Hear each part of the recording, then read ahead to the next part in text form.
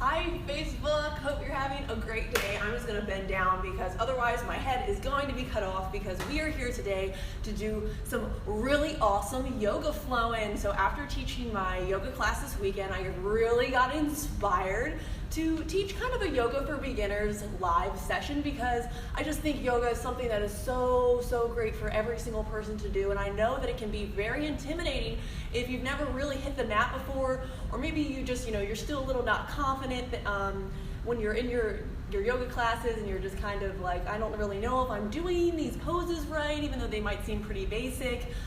They're actually really important to nail down so that we just reap all of the positive benefits from yoga and don't end up actually doing more damage than good. So if you get into the pose the wrong way, it can result in actually like shoulder injuries, knee injuries, stuff that we don't want and stuff that yoga is not supposed to cause, right? It's supposed to be really good for our body.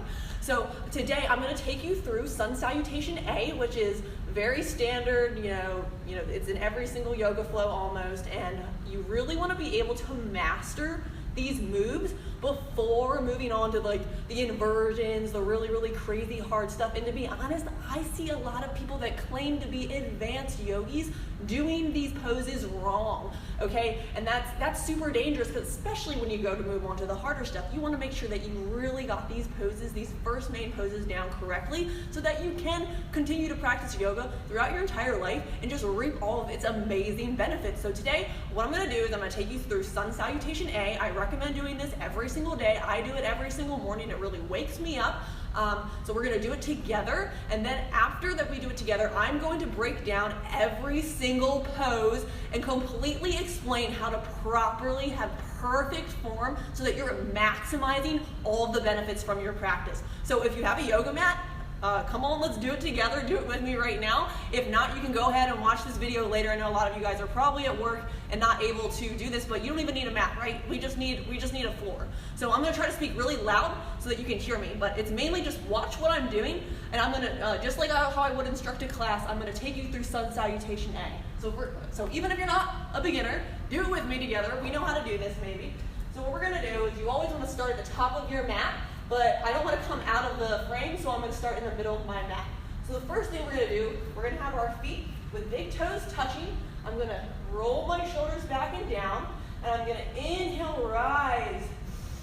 Breathing in and out only through my nose. My gaze is up at my fingertips. I'm going to exhale, forward fold. Inhale, halfway lift, flat back.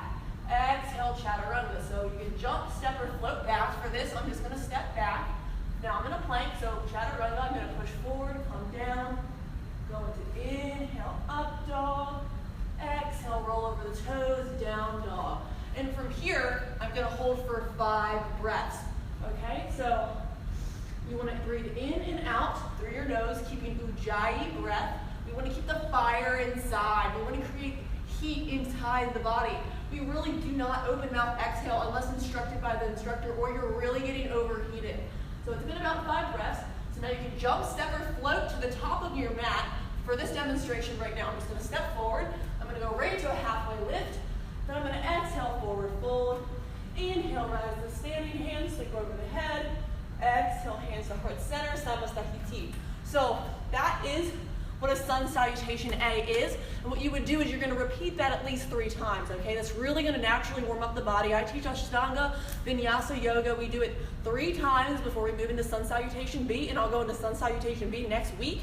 But that is how you would start. So you're going to do that flow 3 times. It's going to take less than 5 minutes, but it's really meant to waken up the body, really loosen up all the muscles, really creating warmth inside by keeping that ujjayi breath, but poses correctly, even the first one. So, as I said, you want your big toes touching, okay? So we want that.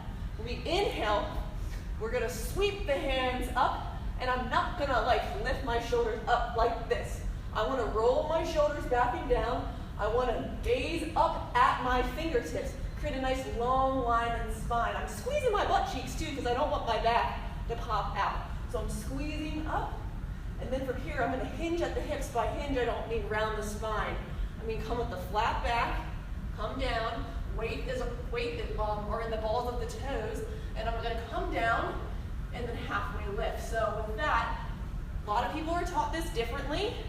I prefer to keep my hands on my shins for this flat back. But some people just come to their fingertips, which is fine. And you want to gaze forward so that you have a nice long spine. A lot of the times I'll see this, which is not correct. The shoulder blade, look at that, it's pushed forward. I'm rounding the spine, and I'm not engaging my core at all. So what you want to do, roll the shoulders back and down, look forward, and you can have a slight bend in the knee if you have tight hamstrings. And then from here, we're going to exhale, chaturanga. So this, breaking down the chaturanga right now, okay? This is often messed up. So when I say jump, step, or float back, that's all different levels there. I already showed you how to step back. If you want to jump back, it needs to be super quiet. You don't want to make any noise. You want to be as quiet as you can in your yoga practice. It's not a big old slam back. So you want to come down, and it's right into chaturanga. If you jump back, you don't jump into a high plank and then go down. You jump back straight into your chaturanga. So that means straight with bent elbows. So I'll do it again. I'm here, and I'm jumping quietly. You didn't hear a slam. Quietly down, right into my chaturanga, where my elbows are in, super tight, brushing the rib cage. So if you do step it back, let's just break this down a little bit. So if we're just starting from a high plank, what you can always do is come to the knees in order to properly do this, okay? We don't want to be struggling here. You want to come forward. So you're going to push forward, even on your knees, or if you're on your toes, until the shoulder blades start to actually go past the wrist. All right? Something that you usually don't hear in fitness. Everything you want to be super lined up. You do want to start lined up, and then you press forward, okay? So we come forward underneath the wrist, then we shoot the arms back, and that's our chaturanga.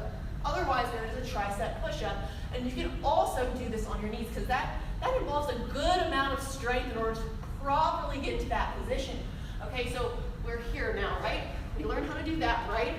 Now tuck the toes, and then we're going to go to our upward facing dog. So this is something I see wrong all the time. I see shrugged shoulders like this. I see legs completely flat, unengaged, just kind of flopping around. Does this look good? Does this look restorative? Do you really think this is going to help? This is going to pinch your lower back. This is going to mess up your shoulders and cause a ton of tightness and pain. It's not. So you have to make sure that you're really being conscious even in up dog. So what you want to do is you want to have your hands directly underneath those shoulder blades. You want to roll the shoulder blades back and down. So you're sticking that chest out, and you want to have active legs. My toes are pointing. My knees are off the mat. A lot of times I see that. Get them off the mat. That means you're not engaging your legs enough. And when you roll back, you slightly look up. Now your shoulders are in a nice stable position. You're really opening the chest forward, and your knees aren't going to get hurt. You're also feeling the stretch now. You're activating the quads and the hip flexors when you engage those legs and lift the knees off the mat.